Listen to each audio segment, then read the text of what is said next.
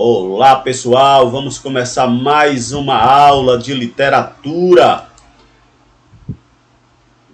Realismo na Europa e no Brasil. As características do realismo estão relacionadas com a capacidade de demonstrar a realidade de maneira mais verossímil possível. Os artistas realistas estavam preocupados em apresentar uma realidade mais voltada à contemporaneidade, segundo a veracidade dos fatos. Diferente da escola literária anterior, o romantismo, em que a idealização, o egocentrismo e a subjetividade eram as características mais importantes, o realismo, desse modo, os realistas eles representavam a arte a partir de temas relacionados com a realidade, focados nos aspectos sociais e cotidianos. Ainda que a poesia tenha sido explorado pelos escritores realistas, foi na prosa que ela adquire grande valor literário. Principais características: oposição aos ideais românticos, retrato fidedigno da realidade, objetivismo e materialismo, universalismo e cientificismo, veracidade e contemporaneidade, linguagem culta, descritiva, detalhada, temas urbanos, sociais e cotidianos, preocupação com o presente, crítica aos valores burgueses, crítica às instituições sociais, à Igreja Católica, denúncia social, denunciava a miséria, a hipocrisia, a exploração do trabalho, a corrupção e etc. Investigação do comportamento humano, personagens comuns e não idealizados, aprofundamento psicológico dos profissionais, romances de caráter documental, origem do realismo. O realismo, antes de mais nada, vale lembrar que o realismo foi um movimento artístico e cultural iniciado no século XIX, onde, na Europa, além da literatura, o realismo teve manifestado no teatro, na arquitetura, escultura e nas artes plásticas. Na Europa, o realismo surge durante a Segunda Revolução Industrial, num período marcado pela agitação política, social e cultural. Além disso, o desenvolvimento do pensamento científico, filosófico, tecnológico, vem o positivismo, o determinismo, o socialismo, o liberalismo, democracia e o darwinismo, marca o período, aspectos refletidos nas artes, caracterizado por opor-se às ideias românticas. Artistas desse período buscavam retratar a sociedade de maneira mais real, sem idealização e forte subjetividade. Na literatura teve como marco inicial a publicação da obra de Gustave Flaubert, em 1821, em 1857, na França. No Brasil, o realismo teve início com a publicação da obra de Machado de Assis, Memórias Póstumas de Brás Cuba, publicada em 1881. Em Portugal, o realismo teve como marco inicial a questão Coimbra. É isso aí, pessoal. Vamos agora fazer a análise das obras Madame Bovary, de Gustave Flaubert, O Primo Basílio, de Eça de Queiroz, e Dom Casmurro, do nosso queridíssimo Machado de Assis. Vou soltar a vinheta para tomar uma água e volto já.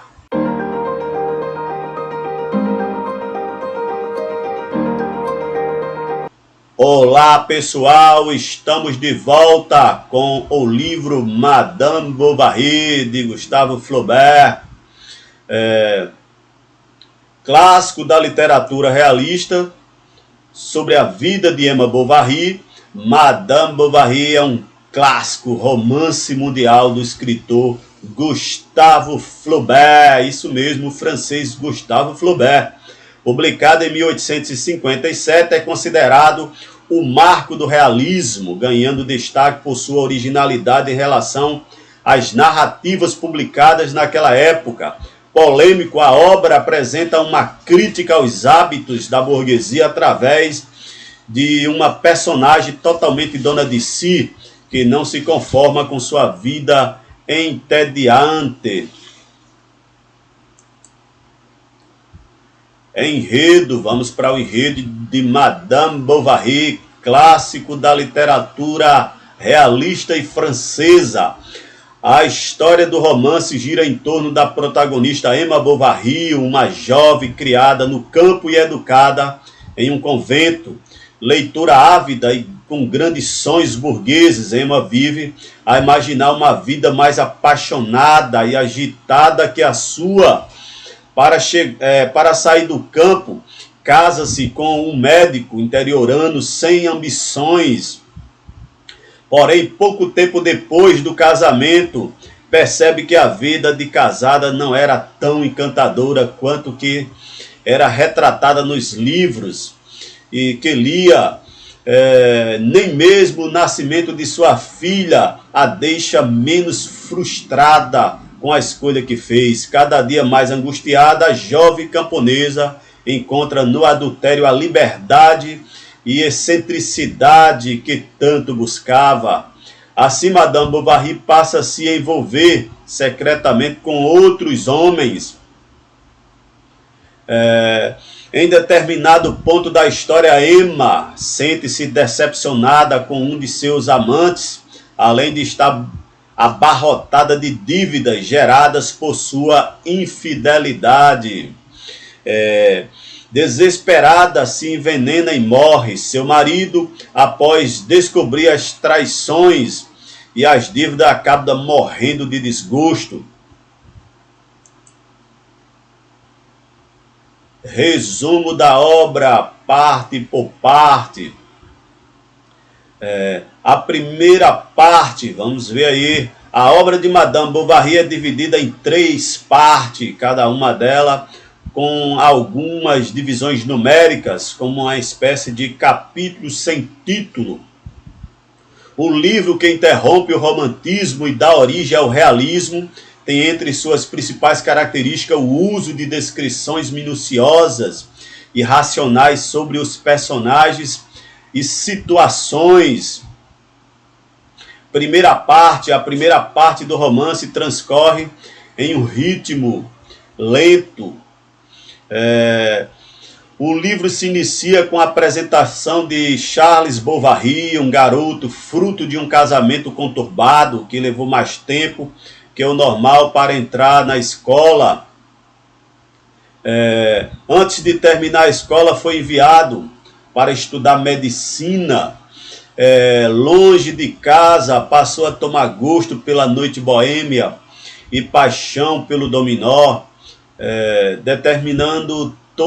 terminando todas as noites em um bar sujo, como uma espécie de iniciação no mundo, o acesso aos prazeres proibidos. Consequentemente, foi reprovado no seu exame para oficial de saúde.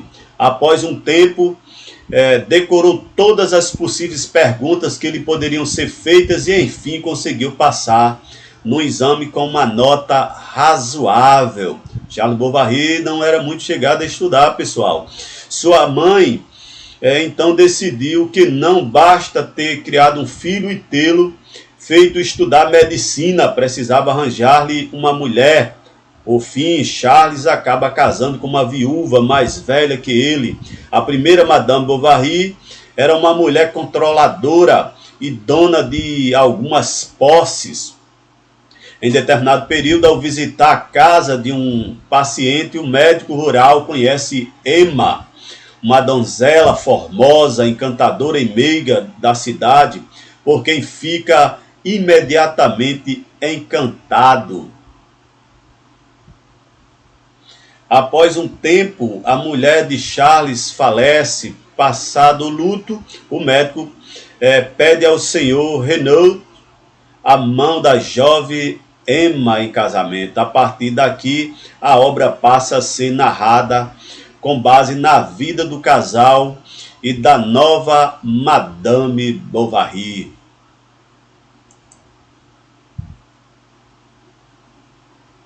Emma era uma garota que foi criada em um convento. Para ocupar o tempo, lia muitos romances, o que a tornou uma jovem sonhadora que idealizava um amor perfeito como dos livros que lia, esperando uma vida melhor e cheia de riqueza no lar. Após a festa de casamento, Emma e Charles passam a viver juntos. Ele era um marido dedicado e afetuoso, sentia-se feliz e satisfeito, sem nenhuma preocupação. Charlie era um cara extremamente tranquilo. Emma sentiu-se encantada nos primeiros momentos, pois acreditava ser o início de seu conto romântico. Apesar de ser uma garota do campo, tinha grandes sonhos burgueses e a humilde e tranquila vida rural não a satisfazia. A cada dia ela sentia-se mais irritada com a simplicidade de Charles, com a sua falta de ambição e inquietude e seus costumes ordinários, frustrando todas as suas expectativas.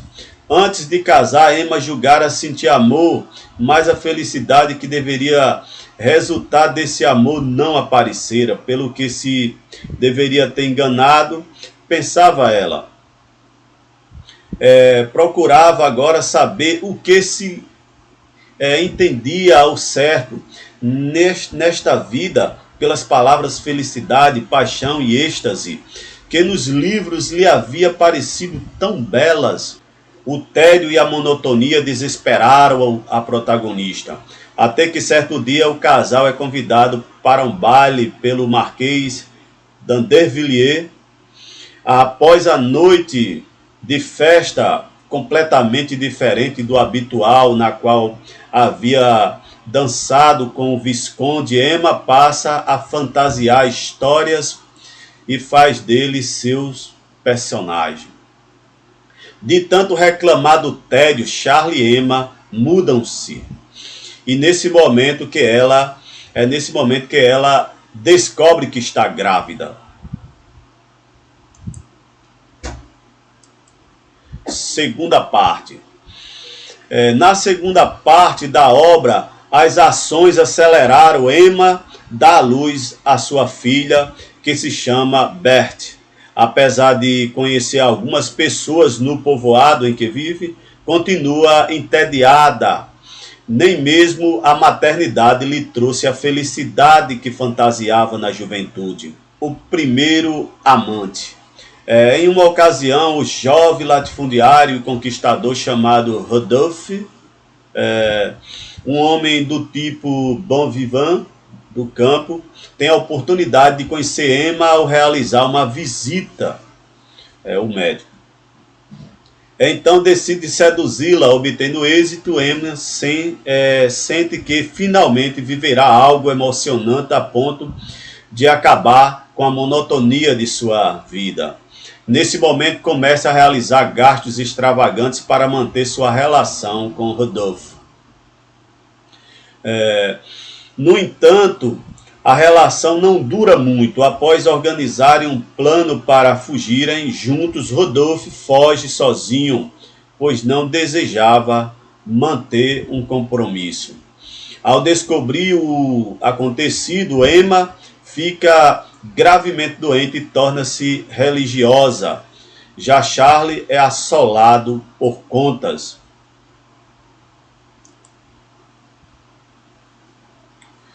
Terceira parte. A terceira parte retoma o ritmo pausado da primeira.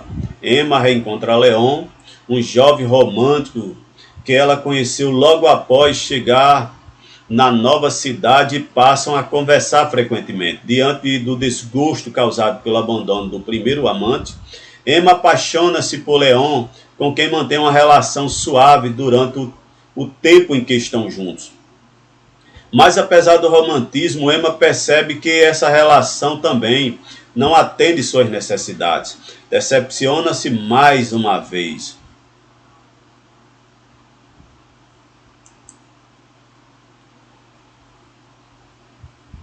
O suicídio. Em determinado momento, a jovem camponesa começa a mexer nas contas. Ao perceber que as dívidas estão fora de controle, entra em estado de desespero, já que tem de escondê-las do marido. Emma é ameaçada de um bloqueio de bens, então passa a pedir dinheiro a todos que conhece para liquidar os gastos. Leão é incapaz de proporcionar o dinheiro de que necessita. Assim, ela recorre ao seu primeiro amante, que o nega. Com o passar do tempo, o desespero e a amargura de Emma quanto ao casamento, as relações amorosas com seus amantes e as dívidas aumentam, ela então toma veneno e morre. Charles Bovary, o marido de Emma, cai em miséria por causa das dívidas, só descobre as traições após a morte da adúltera. Abalado, Charles fica doente e acaba morrendo. Por fim, Berta, a filha do casal, vai morar com uma tia e tem que trabalhar para seu sustento. Análise do livro. Madame Bovary. Madame Bovary é considerado um romance precursor do realismo na literatura. Publicada inicialmente em folhetim, a obra, que demorou 5 anos para ser escrita, apenas foi lançada em 1857. Após o lançamento, o autor, Gustave Flaubert, foi levado a julgamento junto com o diretor da revista em que a história foi publicada pela primeira vez, em episódios e com alguns pequenos cortes. A polêmica publicação foi acusada de ofensa à moral e à religião, o que acabou despertando um grande interesse do público pelo romance. Por fim, Flaubert foi absolvido, mas não foi desculpado por alguns puritanos da época. Além da história sobre uma mulher adúltera, sonhadora e insatisfeita com o próprio casamento, Madame Bovary é uma obra que também faz crítica ao clero e à sociedade burguesa. Temas intoleráveis na década de 1850. A originalidade da narrativa ao romper com o romantismo, apesar da história por cenas, a definição sucinta dos cenários e características das personagens e o diálogo intercruzado fez de Madame Bovary um renomado clássico da literatura mundial.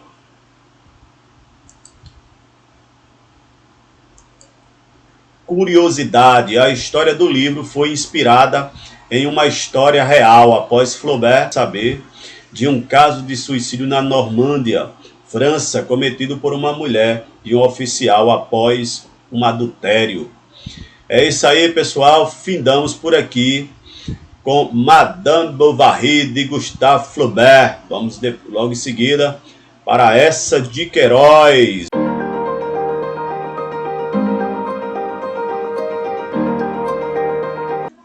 Olha eu aqui de novo chachando, olha eu aqui de novo para chachar, como diria o nosso saudoso Luiz Gonzaga, desta vez com a obra O Primo Basílio, de essa de Queiroz.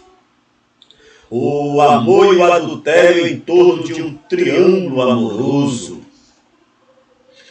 O Primo Basílio narra a história de amor entre o casal Jorge e Luísa e a infidelidade da esposa com o seu primo Basílio.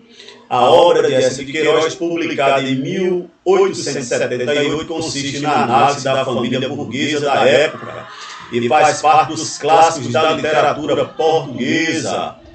Resumo da obra. A história de O Primo Basílio gira em torno de Jorge e Luísa, um típico casal português da classe média, da sociedade lisboeta do século XIX. Jorge é um engenheiro pertencente à burguesia abastada de Lisboa, assim como a sua esposa Luísa. Quando sua mãe morreu, porém começou a achar-se só, era no inverno, no seu quarto, nas traseiras da casa ao sul, um pouco desamparado, recebia as rajadas do vento na sua prolongação iuvada e triste, sobretudo à noite, quando estava debruçado sobre o copênio e os pés no capacho vinha-lhe melancolias lânquidas. Esticava os braços com o peito cheio de um desejo, queria enlaçar uma cinta fina e doce, ouvir na sua casa o frufru de um vestido, decidiu casar. Conheceu Luísa no verão à noite, no passeio apaixonou-se pelos seus cabelos loiros, pela sua maneira de andar, pelos seus olhos castanhos muito grandes. No inverno seguinte foi despachado e casou. Luísa recebeu uma carta informando que em breve seu primo Basílio a visitaria. Neste mesmo período, seu marido faz uma viagem de trabalho, a deixando em companhia do primo e dos serviçais. Além de primos, Luísa e Basílio namoraram durante a juventude, antes dele se mudar para Paris. Tomados pelos sentimentos do passado, os dois envolveram-se em um caso extraconjugal. Luísa era uma ávida leitora e tinha uma visão romântica da vida, sonhadora. Começou a vislumbrar em Basílio uma história de amor como as dos romances que lia. Que vida interessante a do primo Basílio, pensava, o que ele tinha visto. Se ela pudesse também fazer suas malas, partir, admirar aspectos novos e desconhecidos, a neve nos montes, cascadas reluzentes, como desejaria visitar os países que conhecia dos romances, a Escócia e os seus lagos taciturnos, Veneza e os seus palácios trágicos, aportar as baías, onde um mar luminoso e fascinante morre a areia fulva, e das cabanas dos pescadores de teto chato, onde viviam as grazielas, vê-los azulejarem-se ao longo as ilhas de nomes sonoros, e a Paris sobretudo, mas qual nunca viajaria de certo, era pobre, Jorge era caseiro, tão lisboeta. Para tornar a relação mais discreta, os amantes alugam um quarto bastante simples no subúrbio de Lisboa, que chamaram de paraíso. Os encontros acontecem a partir da troca de cartas de amor. Apesar da cautela de ambos, uma das cartas é interceptada por Juliana, a governanta da casa de Luísa, que já havia notado o romance entre a patroa e o primo. Juliana busca uma oportunidade de ascensão social. Desta forma passa a chantagear Luísa.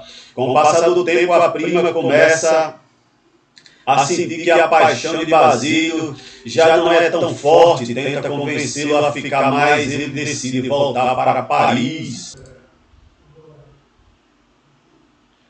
O que havia de feliz em abandonar sua vida estreita entre quatro paredes, passada a examinar arroz de cozinha e a fazer crochê, e partir com um homem novo e amado, e para Paris, visitar as consolações do luxo em alcovas de seda, com um camarote na obra, era bem tola em se fingir, quase fora uma felicidade aquele desastre. Sem ele, nunca teria tido a coragem de se desembaraçar da sua vida burguesa, mesmo quando em alto desejo a impelisse. Haveria sempre uma timidez maior para reter, depois fingindo o seu amor tornava-se digno, seria só um homem, não teria de amar em casa e amar fora de casa. Com o retorno de Jorge, Luísa passa a sofrer ainda mais com a chantagem da governanta, que até transformara a senhora mimada em escrava, obrigando a realizar alguns serviços domésticos. O marido estranha o comportamento da criada e decide despedi-la. Desempregada e em posse das cartas, Juliana intensifica as chantagens pedindo uma alta quantia em dinheiro para não revelar o segredo da ex-patroa. Cansada das chantagens após tentar todas as soluções possíveis, Luísa não vê outra alternativa senão pedir ajuda. Ela recorre a Sebastião, conta sobre o adultério e a história das chantagens realizadas por Juliana. Sebastião era um velho amigo de Jorge e, mesmo surpreso, se dispõe a ajudar. O homem logo pressiona a empregada que, mesmo resoluta, resolve devolver as cartas. Desesperançada por perder a oportunidade de enriquecimento, Juliana entra em colapso e morre de desgosto. Luísa, por sua vez, também acaba adoecendo. Tempos depois, Luísa, que está acamada pelas altas febres, recebe a resposta de uma das cartas escrita há meses ao primo. Curioso, Jorge recebe e abre, descobrindo o adultério da esposa nas palavras amorosas e cheias de saudade de Basílio. Jorge foi heróico durante toda essa tarde e não podia estar muito tempo na alcova de Luísa. A desesperação trazia-o no momento contraditório, mas ia lá a cada momento, sorria-lhe, conchegava-lhe a roupa com as mãos trêmulas. E ela dormitava, ficava imóvel a olhá-la, feição por feição, com uma curiosidade dolorosa e imoral, como para lhe surpreender no rosto vestígios de beijos alheios, esperando ouvir-lhe em algum sonho de febre murmurar o nome ou uma data. E amava mais de que a suponha infiel, mais de um outro amor carnal e perverso. Depois ia se fechar no cartório e movia-se ali entre as paredes estreitas como um animal numa jaula.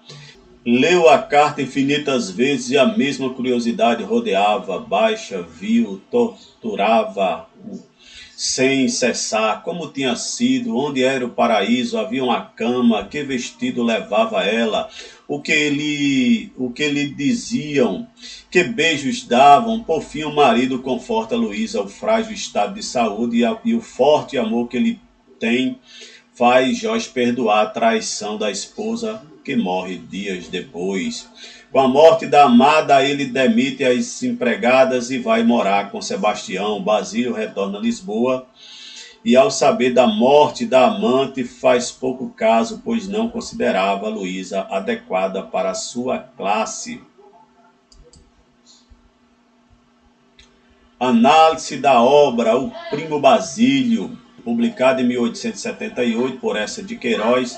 O livro Primo Basílio trata-se de um romance que analisa a sociedade portuguesa urbana do século XIX. A construção da obra através de personagens aparentemente felizes e perfeitos retrata a futilidade daquela época.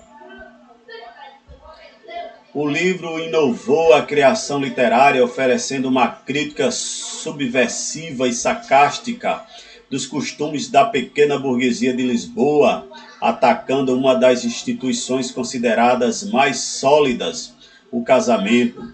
A figura dessa sociedade é estereotipada em personagens decadentes, desprovidos de virtudes, desfrutando de sentimentos fúteis. Pertencente ao movimento do realismo em Portugal, a obra de Eça de Queiroz explora o adultério, a hipocrisia, o caráter, a mediocridade e os valores morais. Principais personagens: Basílio, conquistador e irresponsável, primo de Luísa, que mora em Paris, foi seu namorado na infância e torna-se amante da mesma durante uma visita a Lisboa, contudo nunca a amou. Luísa, jovem romântica, dona de casa, burguesa, casada com Jorge e adúltera. Amou seu primo Basílio, mas não foi correspondida. Jorge, jovem engenheiro, homem simples e marido dedicado, casado e traído por Luísa com o primo Basílio. Juliana, empregada do casal Luísa e Jorge, mulher feia, solteirona e bastarda, inconformada com sua posição social, passa a chantagear a patroa e acaba morrendo de desgosto. Sebastião, fiel amigo de Jorge. É isso aí, pessoal. Encerramos com o primo Basílio e logo, em breve, vamos analisar aí Dom Casmurro, do nosso queridíssimo Machado de Assis.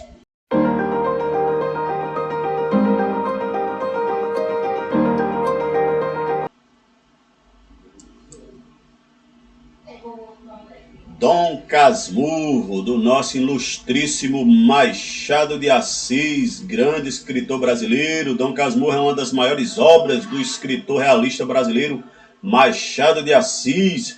Com 148 capítulos titulados, o romance foi publicado em 1899. Personagens da obra: Bento Santiago Bentinho, protagonista e narrador da história. Capitu Capitulina, vizinha e grande amor de Bento. Dona Glória, mãe de Bento. Pedro de Alcântara Santiago, pai falecido de Bento. José Dias, médico agregado na casa de Dona Glória. Cosme, tio de Bento, advogado e irmão de Dona Glória. Justina, prima de Bento, de Dona Glória. Senhor Pádua, pai de Capitu. Dona Fortunata, mãe de Capitu. Ezequiel de Souza Escobar, melhor amigo de Bento no seminário. Sancha, amiga de Capitu e mulher de Escobar. Capitulina, filha de Escobar e Sancha. Pequeno Ezequiel, filho de Bento e Capitu. Resumo da obra: o romance é narrado pelo próprio Bento Santiago, conhecido como Bentinho. Ele é um homem por volta de seus 60 anos e que está disposto a contar sua história de amor por sua vizinha Capitu. A trama tem como local a cidade do Rio de Janeiro durante o período do Segundo Império. Bento começa a descrever sua história desde a infância e a intenção de sua mãe enviá-lo a um seminário para ele se tornar padre. Isso porque Dona Glória fez uma promessa que faria um homem sacerdote. Embora tenha tentado inverter a situação, Bento acaba indo para o seminário. No entanto, antes, dá um beijo em Capitu. Além disso, promete se casar com ela. Ali conhece seu melhor amigo, Escobar. Enquanto Bento estuda para ser padre, Capitu se aproxima de sua mãe, Glória. Confusa com a promessa que havia feito, Glória pretende falar com o Papa para tirar o menino do seminário. Nesse momento, Escobar lhe oferece uma solução. Como ela havia prometido que faria um menino sacerdote, não necessariamente tinha de ser seu filho. Assim, Bento sai do seminário e em seu lugar é enviado um escravo. Mais adiante, Bento vai estudar direito no Largo São Francisco, na cidade de São Paulo. Depois de formado, ele casa-se com Capitu. Seu amigo Escobar casa-se com uma amiga do colégio de Capitu, Sancha. E com ela tem uma filha, Capitolina. Durante tempos, os casais saem juntos e Capitu finalmente fica grávida. Decide colocar o mesmo nome do amigo na criança e homenageia ele. Com a chegada do filho do casal, o pequeno Ezequiel, Bento começa a desconfiar de sua esposa. Isso porque seu filho é muito parecido fisicamente com seu grande amigo Escobar. Num dos momentos da trama, seu grande amigo Ezequiel morre afogado. Bentinho permanece com a dúvida da traição de Capitu, que gera diversas discussões entre eles. No momento de fúria e confusão, ele tenta matar a criança, mas por fim Capitu entra na sala. Entretanto, Bentinho chega a dizer para o pequeno Ezequiel que ele não é seu pai. Por fim, ele se separa e Bentinho vai para a Europa. De volta ao Brasil, torna-se cada vez mais amargurado e nostálgico por sua vida. Capitu, por vez, acaba por falecer no interior. Após a morte da mãe, o filho tenta uma aproximação com seu pai, que o rejeita novamente. Por fim, o filho do casal morre de febre tifoide. Numa expedição em Jerusalém, Bento constrói uma casa na antiga rua que vivia quando era criança e relembra os momentos de sua vida. Análise da obra. Narrado em primeira pessoa, o protagonista Bento revela sua história de amor e o drama de sua vida ao se apaixonar por sua vizinha Capitu. O romance tem esse nome, pois o narrador recebe o apelido de Casmurro, criado por um jovem poeta. Nota-se em muitas passagens a ironia do autor e a crítica à sociedade brasileira da época. Temas como o amor, o ciúme, o caráter e a traição são destacados na obra de Machado. A verdade é que ao ler a obra, o leitor fica na dúvida, pois em nenhum momento Capitu declara seu envolvimento com o amigo de Bentinho, Escobar. Como Dom Casmurro é o protagonista e narrador da obra, não sabemos a que ponto a história foi manipulada aos olhos dele. Ou seja, a dúvida que paira é saber se a história relatada por ele trata-se de um verdadeiro adultério ou de um ciúme doentio por parte de Bento. Machado de Assis conseguiu, com grande maestria, descrever uma trama unindo a uma história de amor e decepções. Além disso, ele pretendeu abordar a questão da diferença de classes sociais, uma vez que a família de Bento era abastada e a de Capitu era pobre. Filmes. Essa obra de Machado de Assis ganhou uma versão cinematográfica em 2003, com o nome de Dom. O roteiro e a edição foi realizada por Moacir Góes. Anteriormente, em 1968, foi lançado filme Capitu, também baseado na obra Dom Casmurro e dirigida por Paulo César Saraceni. Trecho da obra, capítulo 1 do título. Uma noite desta, vindo da cidade para Engenho Novo, encontrei no trem da central um rapaz aqui do bairro. Eu conheço de vista e de chapéu. Cumprimentou-me, sentou-se ao pé de mim, falou da lua e dos ministros e acabou recitando-me versos. A viagem era curta e os versos pode ser que não fossem inteiramente maus. Sucedeu, porém, que como eu estava cansado, fechei os olhos 3 ou 4 vezes, tanto bastou para que ele interrompesse a leitura e metesse os versos no bolso. Continuou, disse eu acordando, já acabei, murmurou ele, são muito bons. Outro capítulo da obra, Você tem medo? De repente, cessando a reflexão, fitou em mim os olhos de ressaca e perguntou-me se tinha medo. Medo? Sim, pergunto se você tem medo. Medo de quê? Medo de apanhar, de ser preso, de brigar, de andar, de trabalhar. Não entendi. Se ela tem dito simplesmente vamos embora, pode ser que eu obedecesse ou não. Em todo caso, eu entenderia. Mas naquela pergunta assim, vaga e solta, não pude atinar o que era.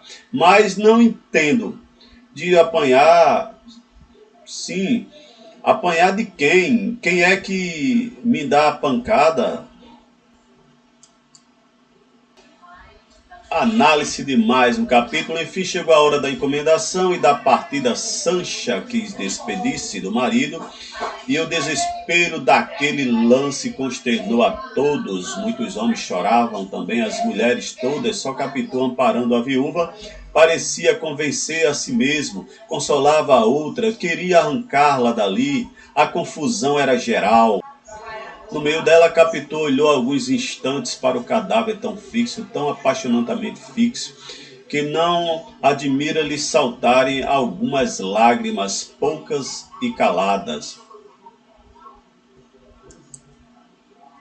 As minhas cessaram logo, fiquei a ver as dela. Capitu enxugou-as depressa, olhando a furto para a gente que estava na sala, redobrou de carícias para a amiga e quis levá-la, mas o cadáver parece que a retinha também. Momento houve em que os olhos de Capitu fitaram o defunto, quais os da viúva, sem o pranto nem lágrimas desta, mais grandes e abertos como a vaga do mar lá fora, como se quisesse tragar também o narrador da manhã.